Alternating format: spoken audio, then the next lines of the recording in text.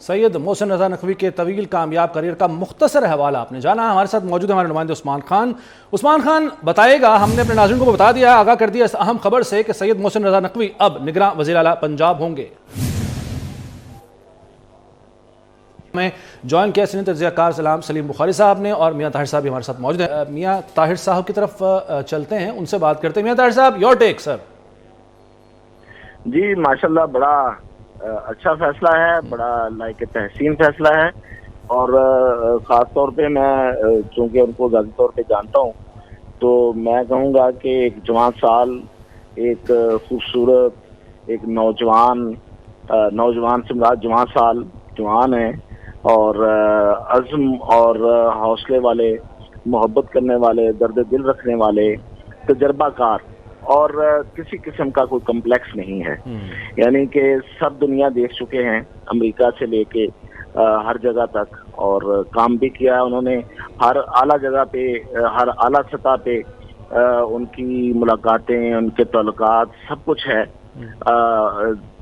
خدمت کا میں نے جیسے کہا کہ جذبہ ہے, درد دل رکھتے ہیں, پاکستان سے محبت کرنے والے ہیں. تو انشاءاللہ پنجاب میں آئے ہیں, پنجاب کے وزیر اعلیٰ بنے ہیں تو اپنی ذمہ داریاں پوری کریں گے. جہاں تک آپ نے سوال کیا کہ اتفاق نہ ہو سکا اور الیکشن کمیشن کو فیصلہ کرنا پڑا, جی بالکل ایسے ہی ہے. یہ آرٹیکل 224(3)A کے تحت اس نے ایکسرسائز کی ہیں الیکشن کمیشن نے اپنی پارٹس کو, اور انہیں وزیر اعلیٰ بنایا ہے. یہ آپ کو پتہ ہے کہ جب اتفاق رائے دو سطح پہ نہ ہو سکا, یعنی کہ پہلے جب opposition leader of the opposition اور جو اس وقت وزیر اعلیٰ تھے ان کے درمیان اتفاق رائے نہ ہوا, تو قانون اور آئین کے مطابق جو کہ 18ویں ترمیم میں طے کر دیا گیا تھا, اس کے مطابق پھر پارلیمانی کمیٹیوں میں یہ نام گئے تھے, دونوں طرف کے دیے ہوئے, اور پارلیمانی کمیٹیاں بھی جب اس میں ناکام ہوئیں تو پھر یہ الیکشن کمیشن کے پاس گیا, اور الیکشن کمیشن نے بالکل اپنے آئینی اختیار کو استعمال کیا ہے, اور یہ فیصلہ متفقہ فیصلہ ہے. جی میاں طاہر صاحب, یعنی کہ ڈیوائیڈڈ فیصلہ سر آپ بالکل صحیح فرما رہے ہیں. میاں طاہر صاحب, جیسے کہ میں نے حامد میر صاحب سے بھی پوچھا, اور پرویز الہی صاحب کی ابھی بھی یہ سٹیٹمنٹس آ رہی ہیں, وہ کہہ رہے ہیں کہ جی ہم نہیں مانتے اس تعیناتی کو. وہ تعیناتی جو کہ آئین کے مطابق ہوئی ہے, الیکشن کمیشن کے تمام ممبران جو اس میں اجلاس میں شریک تھے انہوں نے غور و خوض کے بعد یہ فیصلہ کیا ہے, اور ایک ایسی شخصیت جو کہ متنازع کسی طور پر بھی نہیں ہے, ان کو متنازع بنانے کی کوشش کر رہے ہیں پرویز الہی صاحب. کیا کہیں گے آپ؟ پرویز الہی نہیں بول رہے, میں نہیں بول رہا, میرے وچ میرا یار بول رہا, اس میں ان میں عمران خان بول رہا ہے, ان میں پی ٹی آئی بول رہی ہے, اور پی ٹی آئی بھی اس پہ اسی طرح کے خیالات کا اظہار کر چکی ہے. اور میں سمجھتا ہوں کہ عمران خان ہوں, پرویز الہی ہوں, یہ اٹینشن سیکر ہیں. یہ اس وقت کوئی نہ کوئی معاملہ, کوئی نہ کوئی تنازع کھڑا کر کے, ہر معاملے پہ بلکہ تنازع کھڑا کر کے وہ اٹینشن لینا چاہتے ہیں, اور بیسیکلی تو وہ اسٹیبلشمنٹ کی اٹینشن لینا چاہتے ہیں, اور دوسرے نمبر پہ پھر وہ ان کے خیال میں سیاست اسی چیز کا نام ہے, ان کے خیال میں سیاست جو ہے تنازعات کا نام ہے, ان کے خیال میں سیاست جو ہے وہ الٹی بات کرنے کا نام ہے, وہ کسی سیدھی بات کو سیدھا ماننے کو تیار نہیں ہے. کیا کوئی فرشتہ آ جائے تو اس کو وہ مان لیں گے؟ ایسا نہیں ہوگا, وہ بالکل نہیں مانیں گے. اور ان کی طرف سے یہ اس طرح کا بیان آنا کوئی اچنبے کی بات بھی نہیں ہے.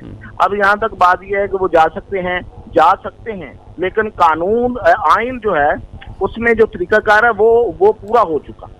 اب دیکھیں, عدالت کے پاس اس پہ کوئی بات آگے سننے کے لیے یا فیصلہ دینے کے لیے تو نہیں ہے بالکل بھی.